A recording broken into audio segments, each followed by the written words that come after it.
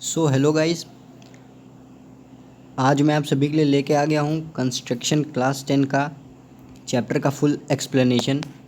तो चलिए स्टार्ट करते हैं बिना किसी टाइम को वेस्ट करते हुए। ये कंस्ट्रक्शन चैप्टर फ्रेंड्स बहुत ही ज़्यादा आसान है, ठीक है।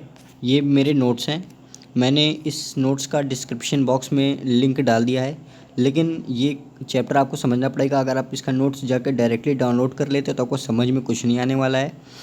तो ये कंस्ट्रक्शन चैप्टर फ्रेंड्स बहुत ही ज़्यादा आसान है और इस चैप्टर को मैं उससे भी ज़्यादा आसान बना दूंगा, ठीक है।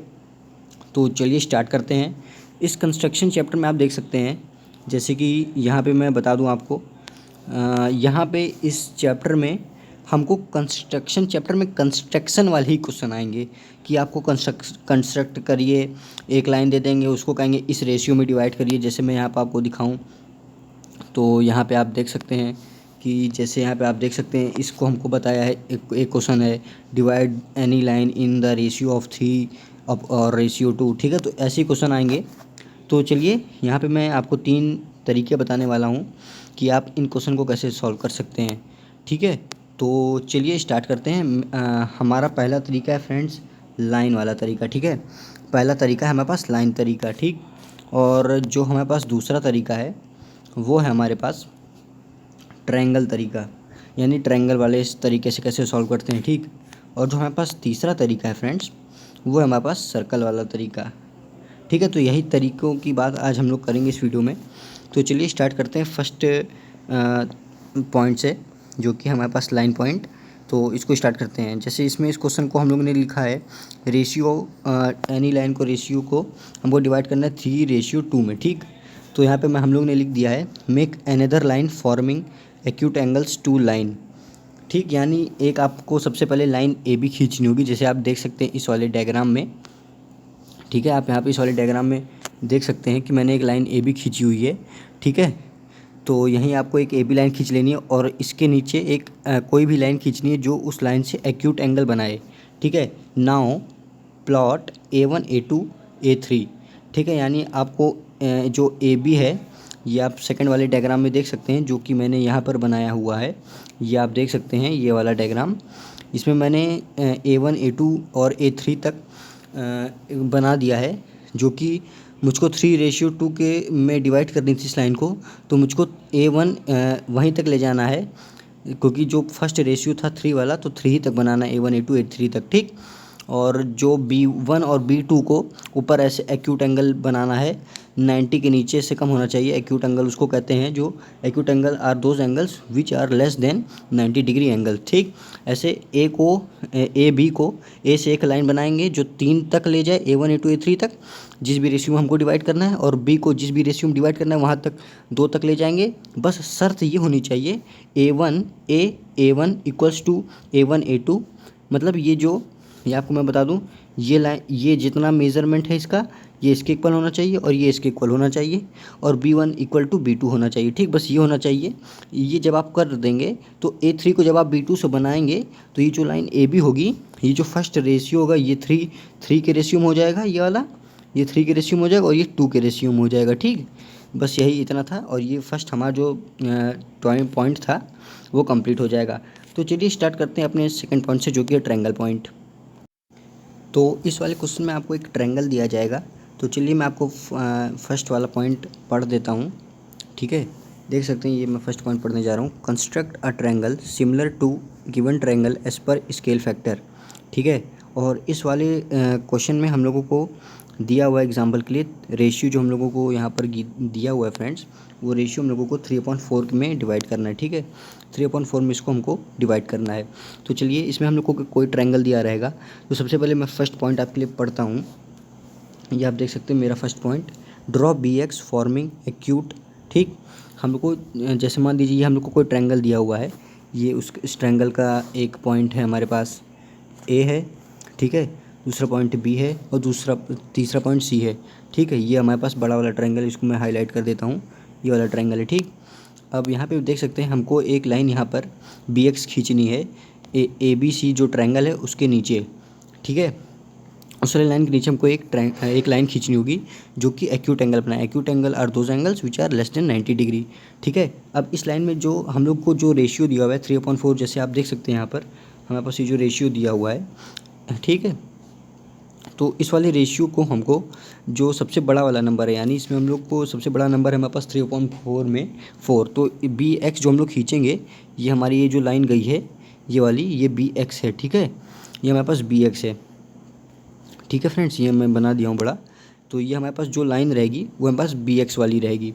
तो इसमें हम लोग को जो रेशियो रहेगा सबसे बड़ा वाला रेशियो 3/4 में सबसे बड़ा रेशियो इसमें जो है हमारे पास वो 4 का है।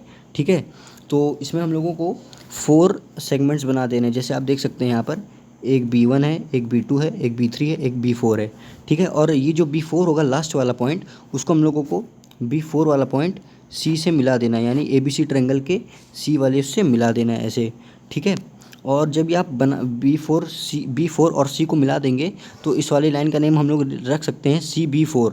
ठीक है, फिर जो इसमें जो सबसे छोटा नंबर होगा रेशियो वाले में, यहाँ पे जो हमारे पास रेशियो है उसमें जो सबसे छोटा नंबर होगा ये 3। ठीक है, 3, तो यहाँ पे B3 को, यानी 3 इसका, हम लोगों को BC पे एक लाइन बनानी है, लेकिन उसकी कंडीशन होनी चाहिए। सेकंड कंडीशन आप पढ़ सकते हैं, draw B1 B2 greater of 3 4। अब थर्ड पॉइंट आप पढ़िए, join last with C then B3 parallel to B4C। यानी जो B3 से आप लाइन बनाएंगे BC पर, वो B4C के पैरेलल होनी चाहिए, यानी पैरेलल होगी, यानी ये लाइन, ये वाली लाइन इस वाले के पैरेलल होगी। ठीक है, पैरेलल होगी। फिर यहाँ पे आप जब इसको मिला देंगे तो यहाँ पे आपको ऊपर से ये ए में भी ये यहाँ से B4C से ये एक पॉइंट ले जाना चाहिए और ये इसके पैरेलल होनी चाहिए। ठीक है, ये जब आप पैरेलल प्रूफ कर देंगे तो यहाँ पे आपको जो भी ट्रायंगल बनाना होगा, जो भी क्वेश्चन सॉल्व करना होगा, जो रिक्वायर्ड ट्रायंगल होगा आपका ये बड़ा वाला, वो बन जाएगा। तो हमारे पास जो दूसरा पॉइंट था ट्रायंगल वाला, ये भी सॉल्व हो चुका है।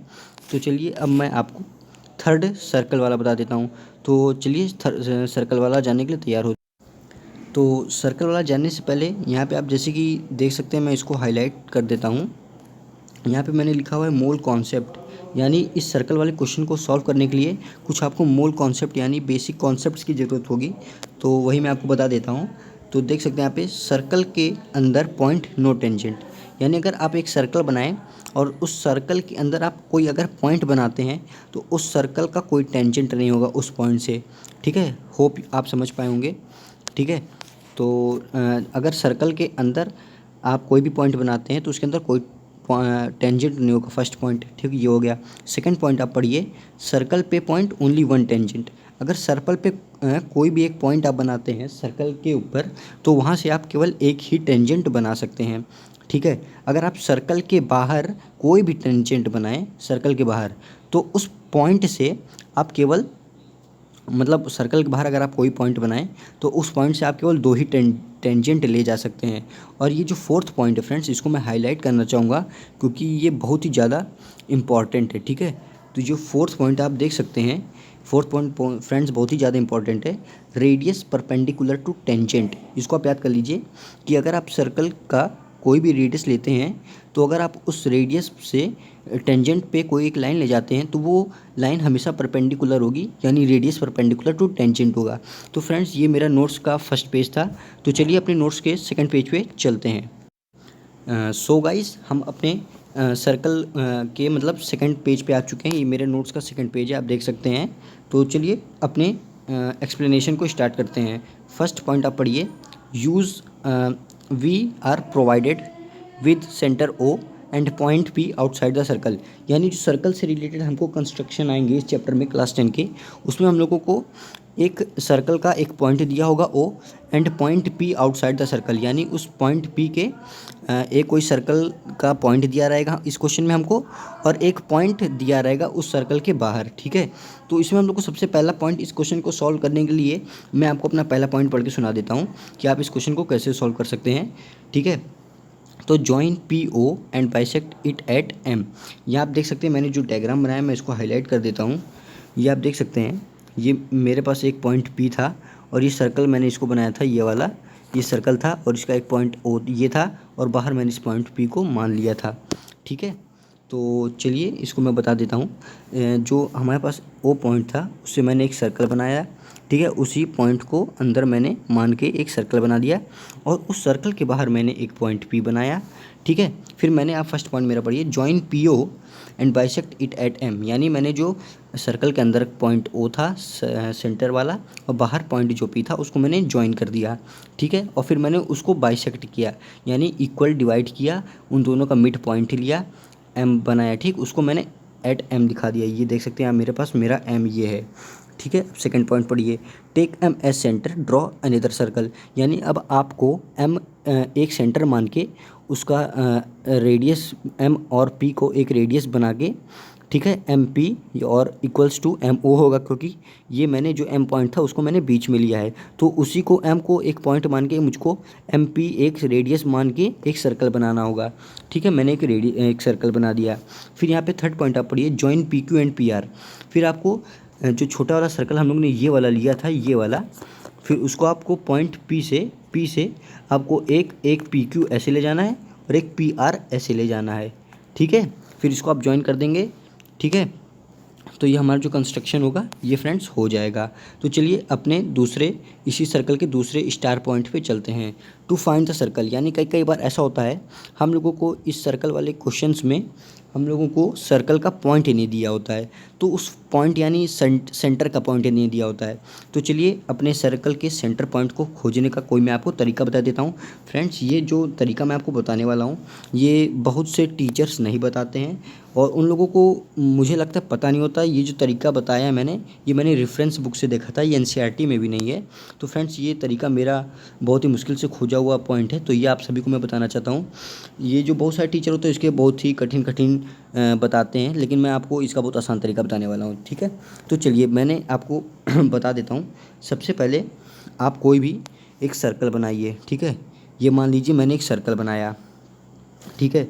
फिर आप इसको एक पॉइंट आपने ले लिया ये, ठीक है। ये आपने एक पॉइंट ले लिया सर्कल का, ठीक है। आप मेरा फर्स्ट पॉइंट पढ़ भी सकते हैं, taking two non parallel chord, यानी अब आप क्या करिए, एक इस सर्कल के ही अंदर अगर आपको उसका सेंटर फाइंड करना है तो आप एक वो करिए, एक कॉर्ड बनाइए जो कि नॉन इक्वल हो, ठीक है, और ना ही नॉन पैरेलल हो, ठीक है। एक कॉर्ड मैंने जैसे ये ली, कॉर्ड मतलब सर्कल के अंदर ये वाला जो कि डायमीटर से छोटी होती है, ठीक है। ये मैंने कॉर्ड की आपको डेफिनेशन बता दी। ये मेरा थोड़ा सा बाहर चला गया था, इसको मैं सही करने की कोशिश करता हूँ, ठीक है। हो चलिए इसको आप समझ लीजिएगा, ठीक है ना। मेरा अच्छे से मैं अभी ड्रॉ नहीं कर पा रहा हूँ, लेकिन तब भी मैं एक बार कोशिश और कर लेता हूँ, ठीक है। मैंने एक कॉर्ड ये ली और एक ये ली, ठीक है। दो मुझको कॉर्ड लेनी है इसके अंदर जो कि पैरेलल ना हो, ठीक है। चलिए देख सकते हैं मैंने दो ठीक कॉर्ड ले ली हैं। कॉर्ड की डेफिनेशन में एक बार आपको फिर से बता दूं, डायमीटर से छोटी हों और सर्कल के अंदर जो होती हैं सारी लाइनें जो डायमीटर से छोटी वो सब कॉर्ड होती हैं, ठीक है। तो चलिए स्टार्ट करते हैं।